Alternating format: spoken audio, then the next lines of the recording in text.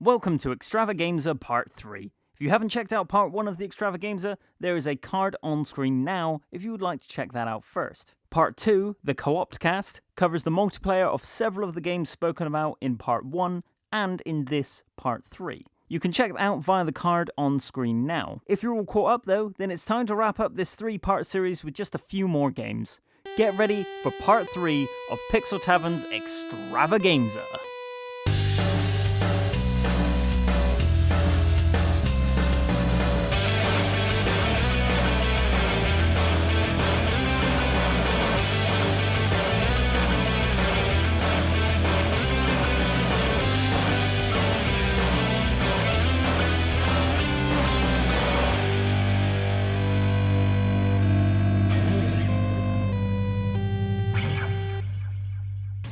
Dragon Ball Fighterz. I can't tell if I love or hate this game yet. Aesthetically, it's incredible, perfectly nailing the anime look, strong voice acting, and over-the-top style of Dragon Ball Z in general.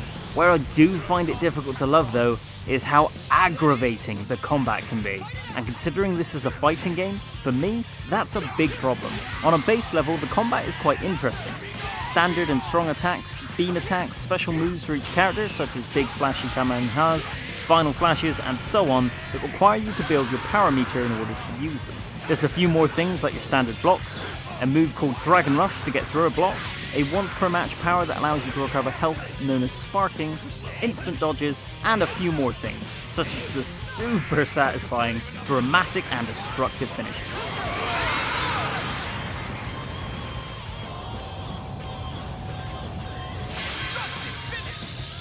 Sounds great, right? Well, it is, if you're one of the people who bought the game from launch and played it damn near every single day since. Trying to get good at this game is damn near impossible. Offline, you can play against a computer who is either so easy it's painful, or so unstoppable that it's, well, more painful. The progression of difficulty is basically non-existent in my eyes. The story mode, for example, is painfully easy. You can give the story mode to someone who's never played the game before, and they would find it too easy. To top it off, every fight keeps taking you through the training mode, and I just cannot tell why it's doing this, meaning the game won't even let you play on your own merits, constantly throwing more training dialogue at you that you've done 100 times. I have never seen a fighting game hold your hand so much in fear you might forget how to blink. However, this is a modern fighting game though, right? Just play it online, play against people of your skill level. Well, I tried that, and probably 1 in 5 fights are a reasonable fight. The other 4, the player might be slightly better than me, or ludicrously better than me, and I just get knocked around like a punching bag.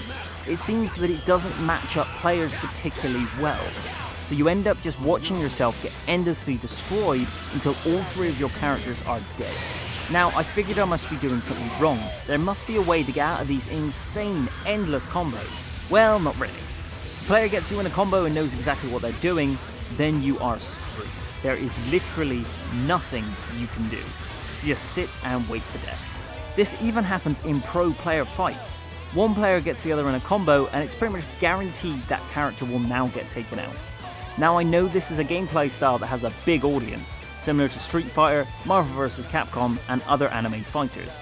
But this is Dragon Ball Z. Previous games in the series, such as Budokai 3, combos wouldn't last for an entire health bar, so it gave you a chance to get back into the fight, making a hell of a good fighting game that was also accessible. A novice player could at least get a punch in, or a cool looking dodge or ki blast. Whereas Fighterz feels like it's only for people who have the time to put in hundreds of hours of playtime. And those people still get comboed into oblivion occasionally.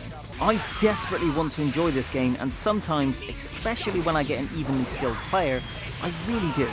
They are so few and far between though that it makes it very difficult to get into and enjoy the game. And it feels like the only way I'll ever get good enough at this game to enjoy it is to play it constantly. Whereas a game like Super Smash Bros. Or Dragon Ball Budokai 3 and so many other fighters, I still have fun with, even when I haven't played them in a while. I hope to eventually get good enough to enjoy this game, but honestly, I am losing interest in it already, and I love Dragon Ball Z, so it really pains me to say that. Resident Evil 2 Remake. I have waited since completing Resident Evil 4 for a remake like this, and damn was it worth it. This game is absolutely amazing. It is by far the best Resident Evil game since 4, and debatable to which I prefer. Everything about it is so well done. Graphically, it's one of the best games available, perfectly nailing the horror atmosphere with detailed lighting, realistic shadows and reflections, making everything look creepy and uninviting, which is perfect for a horror game. There were several times where I just looked at a room and went, nope, I am not going in there. Voice acting and motion capture is also incredible, making these characters seem like real people. That's just the presentation though. The gameplay is thankfully to the same standard. In order to bring back the slower pace of the older Resident Evils in the way that Resident Evil 7 did, but keeping the third-person view of Resident Evil 4, everything has been slowed down. No more roundhouse kicks, no more dozens of guns and ammo, and every enemy is genuinely a threat. One of the most interesting things I've found is that your weapons never upgrade. You can get attachments such as extended mags or stocks for accuracy, but your bullets will always stay the same power. This sounds dumb, but in previous Resident Evils you could always increase your power. So at the start of the game a zombie takes say 8 shots to kill to the head, and at the end they will still take that many shots. It never gets any easier to kill something due to the game design. You just get more skilled as a player to take down the evil residents of Raccoon City. You have your regular zombies who are your most common enemies. They stumble slowly towards you. One alone in a room isn't too much of a threat as long as you've got some ammo.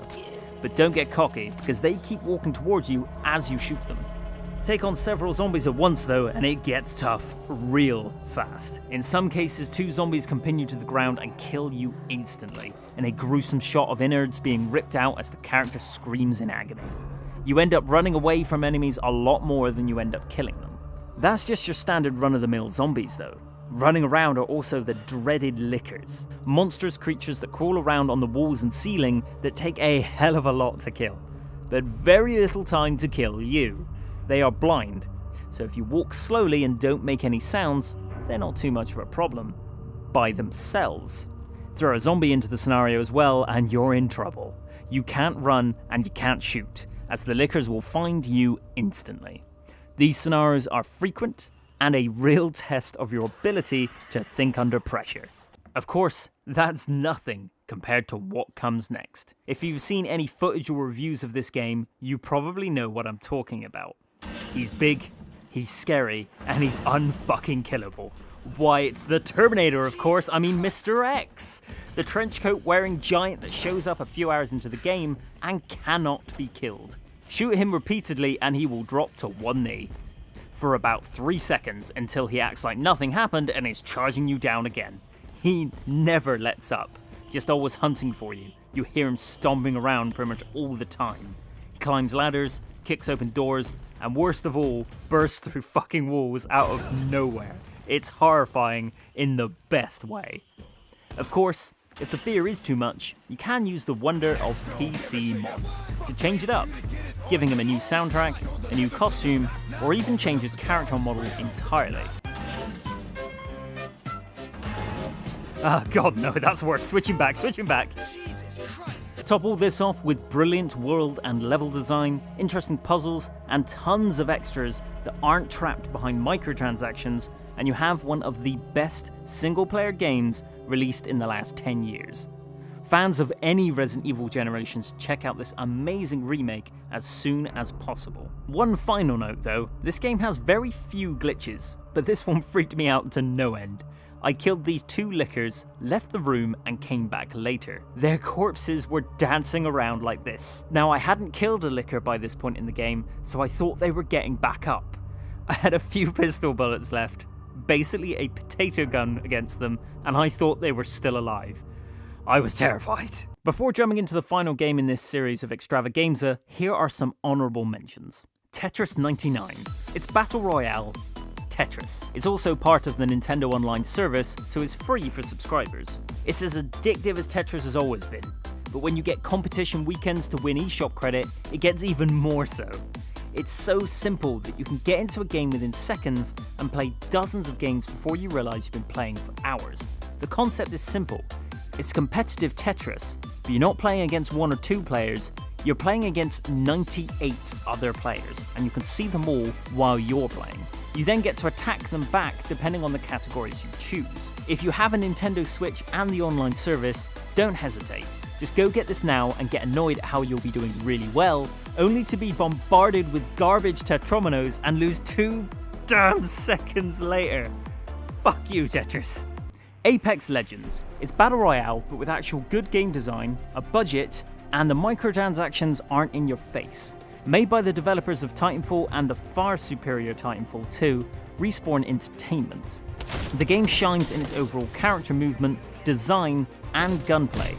It's by far the best Battle Royale shooter available, destroying the buggy and unpolished mess in my opinion that is PUBG, and being more focused than the building/shooting hybrid of Fortnite.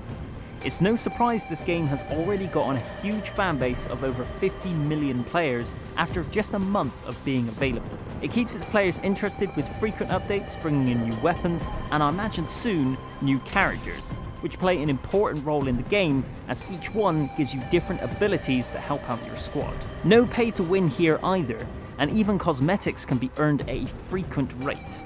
This is free to play gaming at its finest, rewarding you for playing and giving those who want to purchase cosmetic items with real money the options to do so. This game has even had the added benefit of helping to boost the player population in the amazing Titanfall 2, a game that has sadly fallen by the wayside since release due to its lack of players, but with the launch of Apex Legends has seen a slight boost in popularity. Fingers crossed it paves the way for a Titanfall 3 that isn't released alongside Call of Duty and Battlefield, and hopefully it actually gets advertised. Of course, I have to end the first Extravagameza with one of my all-time favourite franchises. Super Smash Bros. Ultimate is truly ultimate in every way. 75 characters with another 5 confirmed DLC characters on the way, 103 courses with at least another 5 on the way as well, a huge single-player adventure mode, and the traditional classic mode, with some characters even getting special boss fights from across the Nintendo world, and even one from Monster Hunter. This game is ridiculously huge. Top it off with the fact that the fighting engine has been refined to damn near perfection, and you've got the best playing Smash Bros game, and for me personally, the best fighting game ever made. Where Smash Bros Ultimate is more of a collection of all of Smash Bros history, housing every character from the series, dozens of its courses, and more, developer Masahiro Sakurai has been able to put all focus into gameplay balance and refining the game engine. Air dodges return, shield cancelling, easier option for hop attacks, and increasing the overall game speed. This in turn made Smash Bros 4 feel really sluggish by comparison, and there is so much more that's been improved. All of this, and yet the game is still so easy to pick up and learn how to play. In the previous Extravagameza co-op cast, I had introduced my partner Jess to Smash Bros, and after a few hours of playing, she was enjoying the combat and improving her fighting skills enough to be able to take on higher level CPU opponents.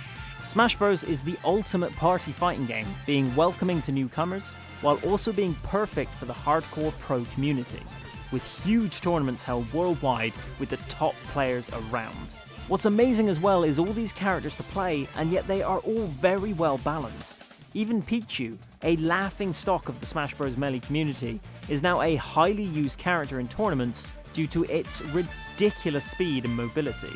To top it off, heavyweight characters now are able to take some damage without flinching, allowing for them to actually get a hit on faster characters. Of course, fast characters still have great combo ability, with some kill moves to allow them to KO opponents. And even Little Mac got some very mild air improvements. This game is so well balanced, and that is incredible in general, even before you factor in how much content there is. This is one of Nintendo's biggest games to date. Like other games on the Switch, such as Zelda Breath of the Wild, Mario Odyssey, and Mario Kart 8, Nintendo just put as much content into this game as they could possibly fit. To be fair, this is always Masahiro Sakurai's plan. He makes every game as if it could be his last, to the point that it even affects his health. Once again, he has created a love letter fighting game of not just Nintendo characters, but multiple third-party franchises, with characters such as Simon Belmont from Castlevania making his first appearance, Bayonetta, Ryu and Sonic returning, Ken from Street Fighter, and of course my personal favourite, Solid Snake returns, voiced by the brilliant David Hayter of course. They all appear in this game. I mean, this level of crossover is equivalent, if not bigger, than the Marvel movies. Marvel is entirely owned by Disney, so it's their franchises connecting. Nintendo, on the other hand, has connected dozens of franchises, all owned by third parties. This is truly insane, and for all of them to get so much care and attention truly shows the respect Nintendo has for these franchises. Just look at Sonic the Hedgehog. He has never looked better, mixing beautifully his cartoony classic look with his more modern look. Sega could learn something here. Everything in Smash Bros. Ultimate is just amazing. Of course, there is no such thing as a perfect game. There is issues here and there, such as not much variation in the classic mode boss fights, only one side-scrolling level, and the campaign can get repetitive, even if its presentation is very nice. There's also not many other single-player modes, missing out on the classics like Home Run Contest and Break the Targets. None of this takes away though from the core multiplayer gameplay though. 1 to 8 players can duke it out on screen across all 103 courses. Multiple game modes such as Squad Battle and Smashdown, and awesome new features such as Stage Morph. You can also play online, of course, which has been reported to be a little bit glitchy, but honestly, I have never had any problems whatsoever, against random players or with friends, so I think this is purely a connection environment thing. I will say though that the settings online with friends is a little restrictive. Matches can't be any more than 10 minutes, 7 lives, and I can't really see why. Does this help improve stability somehow? Who knows. I hope the online gets more feature packed soon though, and with version 3.0 just around the corner, it very well could do. Overall, if you have a Nintendo Switch, or even if you don't, go get Smash Bros. Ultimate right now. It's only been out a few months and has already sold over 12 million copies. And it's probably sold a lot more than that because that was the numbers at the end of its first month. Go get it now, you will not be disappointed. Thank you all for watching. My name's Phil, I was the creator of this video. I hope you enjoyed the Extravagameza series. Yeah, I've kept the name. I hope to get to do this again next year, probably when I have way too many games to play again, all at once.